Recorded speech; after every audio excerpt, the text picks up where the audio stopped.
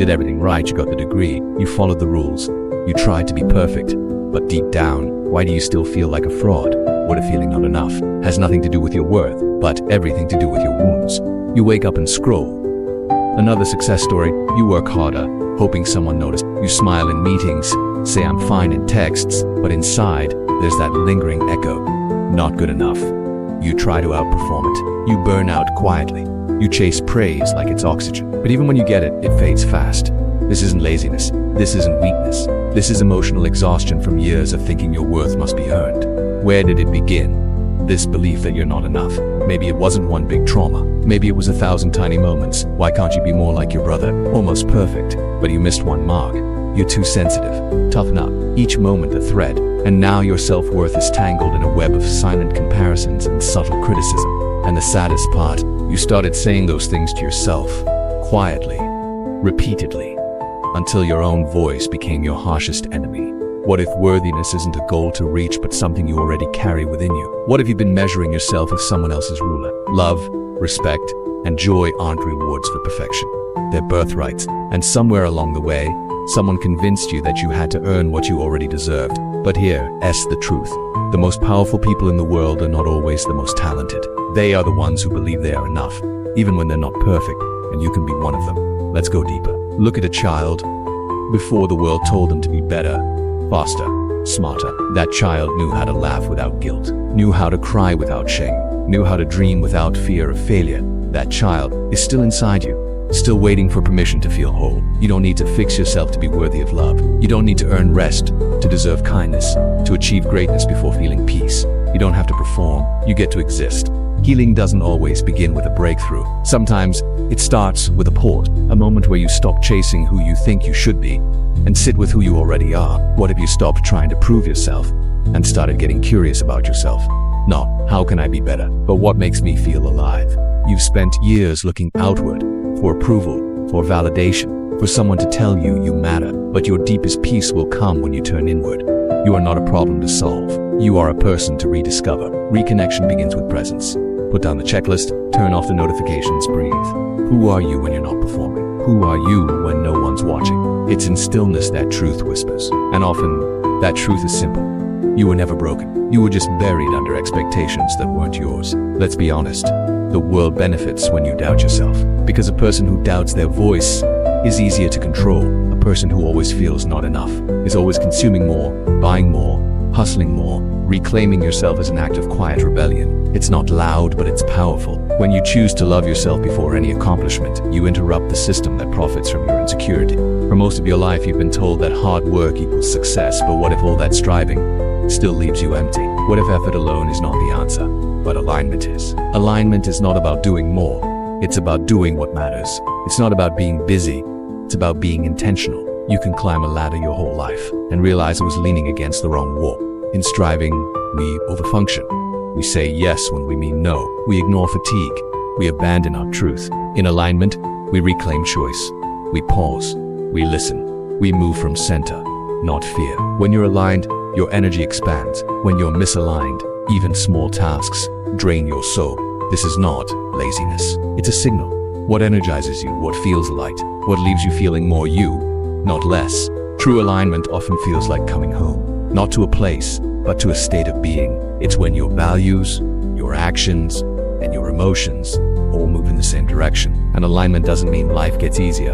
It means you get clearer. You no longer waste your life proving, pleasing, or pretending. You simply live fully, present, free. But here's the paradox.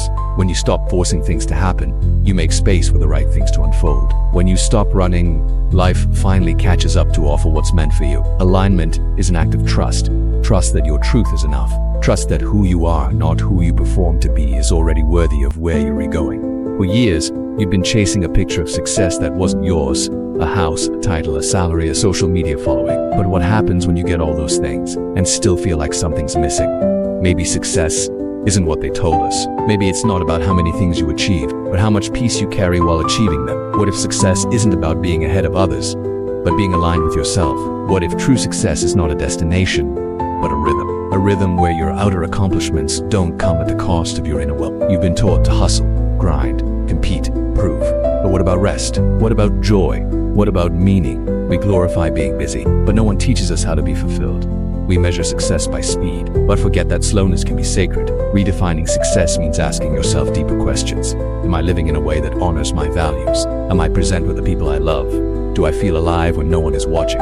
Real success has nothing to do with how you look in other people's eyes.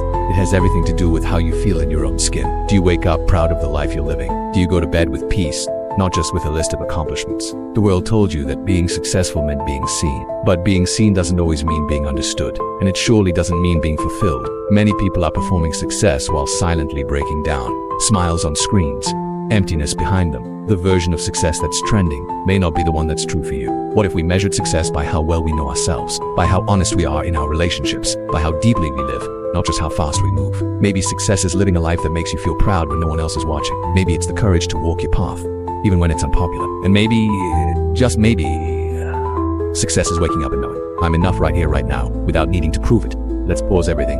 Forget the chase, forget the race, forget the world's noise for just a second. What if rest isn't the reward for productivity, but the foundation of clarity? There's something rebellious about stillness in a world addicted to movement.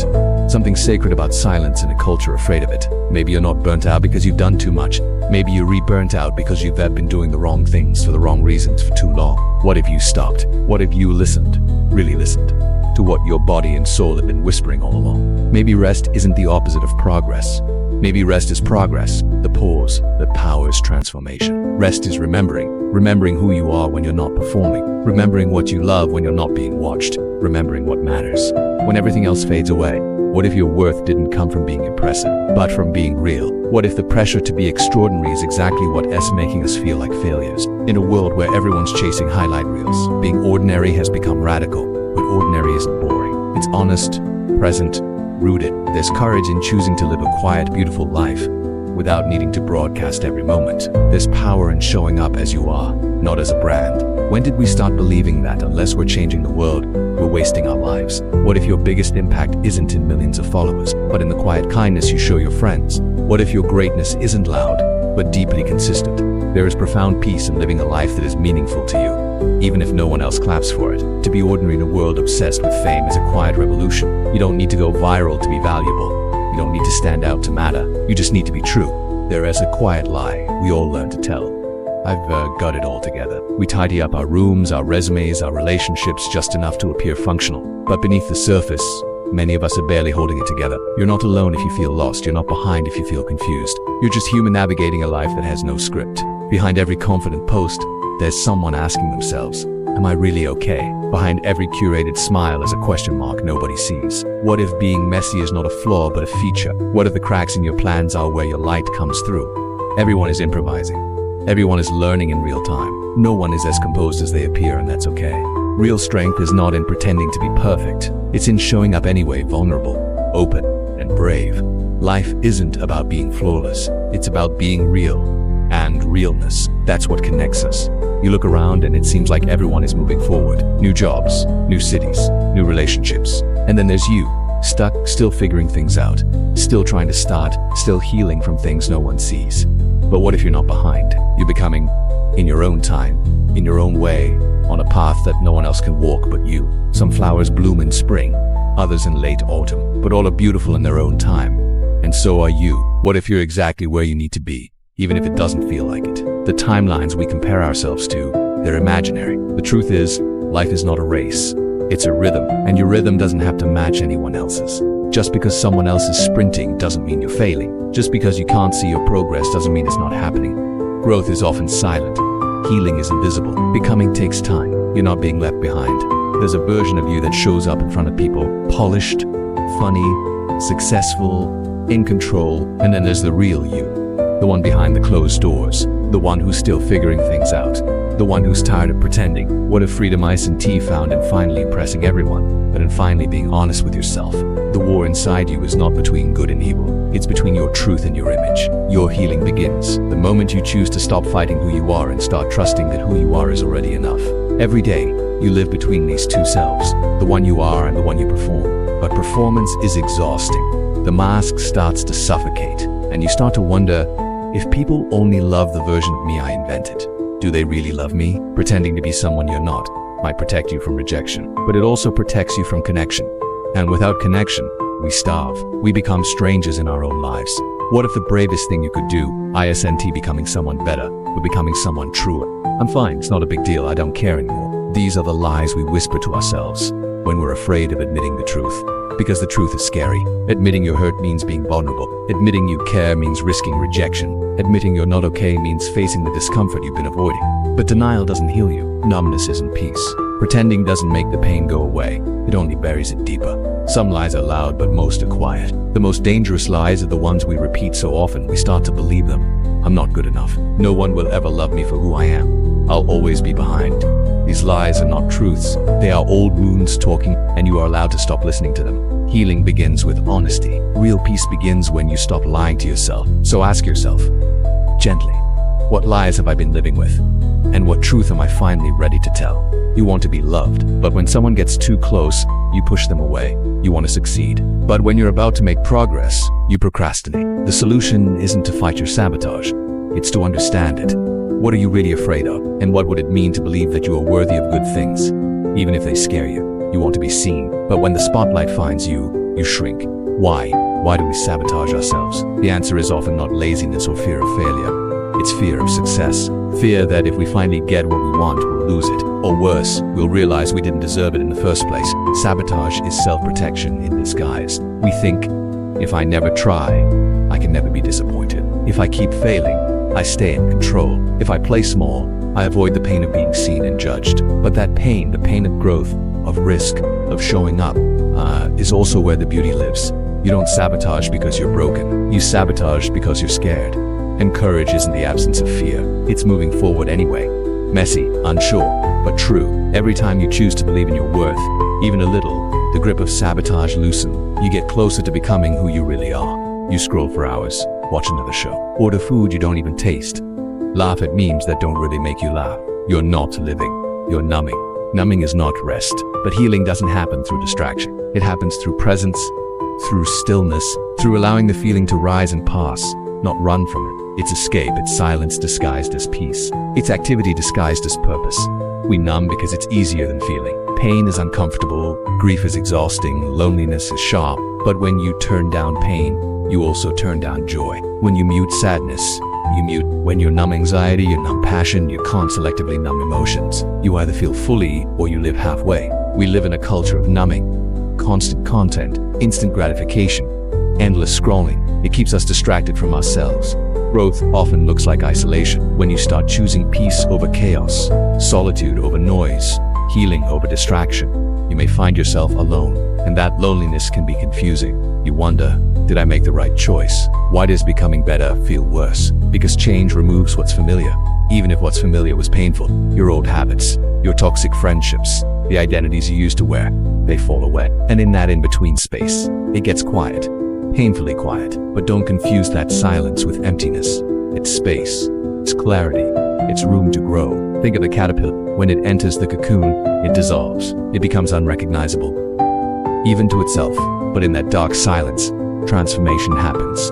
You're in the cocoon now, and it's okay to feel alone. You're not lost. You're evolving. The road to self-discovery is not always full of light. It winds through darkness, doubt, and quiet rebuilding. But in that darkness, you begin to see the truth, not the one you were told, the one that was always inside you, waiting. You had a plan, a dream, a vision of how life was supposed to go. Maybe it was a career, a relationship, a version of yourself you were chasing.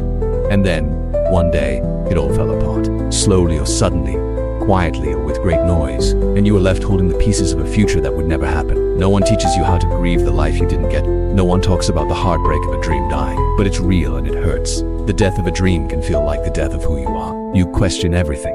Who am I without this dream? What's left of me? But here's the truth. You are more than the dream. You are more than your plan. And when the dream dies, something else is born. Clarity, resilience, and the space for a new story.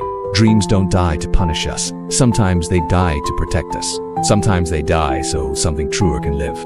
Let yourself mourn, let yourself rage, let yourself be still. Then, when you're ready, not as the version of you who had it all figured out, but as the version of you who survived, who grew, who now carries a wisdom no dream could ever give. You didn't fail, you transformed. Starting over can feel like failure, like you wasted time, like everyone else is ahead. But what if starting over isn't the end? What if it's the beginning of something better? You're no longer willing to betray yourself just to stay consistent. You've decided that your peace matters more than keeping up appearances. That's brave. That's powerful. More aligned. More honest. More you. Life isn't linear. Healing isn't a straight line. Progress doesn't always look like forward. Sometimes, the greatest strength is not in pushing through, but in pausing, reassessing, and beginning again with clearer eyes. Starting over is not a sign of weakness. It's a sign of wisdom. It means you've grown. You've learned. You don't have to have it all figured out. You just have to be willing to try again. To believe that where you've been doesn't define where you're going. And sometimes, the life you were meant to live only grows when you finally dare to plant it. It's easy to feel like you're behind when you scroll through social media, see friends with careers, marriages, kids, adventures, and you're just trying to get through the day. But comparison is a thief, a liar. It shows you highlights, not reality. It shows you their timeline, not yours. And the truth is, you're not late. You're not behind. You're on your path. Life is not a race. It's not a checklist. There is no universal deadline, no perfect sequence. We all bloom differently. Some at 16, some at 36, some at 60. But the blooming is no less beautiful. There is no medal for rushing, no prize for suffering quietly to keep up. Your pace is not wrong. It's sacred. What if you're exactly where you need to be? Not despite your pace, but because of it. Trust the timing of your life. There is still time. You are not too late. You are not too much. You are not behind it. You're becoming. Somewhere along the way, you were taught that wanting more made you ungrateful, that dreaming big was selfish, that being content meant never reaching again. But wanting more does not mean you're ungrateful. It means you're alive. Growth requires hunger. Expansion demands desire. You can be thankful and still want more. You can love where you are and still reach for something beyond. So often, we silence our longing, we settle, we shrink. We say, this is enough. Even when our soul whispers, is it really? But you are not wrong for dreaming bigger. You are not greedy for wanting a life that lights you up. Your desires are not a problem. They are a compass. They point to where your soul is being pulled. Give yourself permission to want, to crave, to dream. The world doesn't need more people who settle. It needs more people who believe, wildly, stubbornly, joyfully, that more is possible and that they are worthy of it. If you're breathing, the story isn't over. No matter how many chapters felt like endings, no matter how many pages were filled with pain, you are still here, still writing, and that is something sacred. Life isn't a straight line. It bends, twists, rewrites itself. You're allowed to change, to grow, to begin again. Don't judge your life by one dark season. Don't define yourself by a single mistake. You are more than your lowest moment, more than your biggest regret. You are the narrator, not just the character. You hold the pen, and as long as there's ink in your soul, the story goes on. So take a breath, turn the page, trust that the next chapter might surprise you. Because maybe, just maybe, the best parts of your story are still waiting to be written.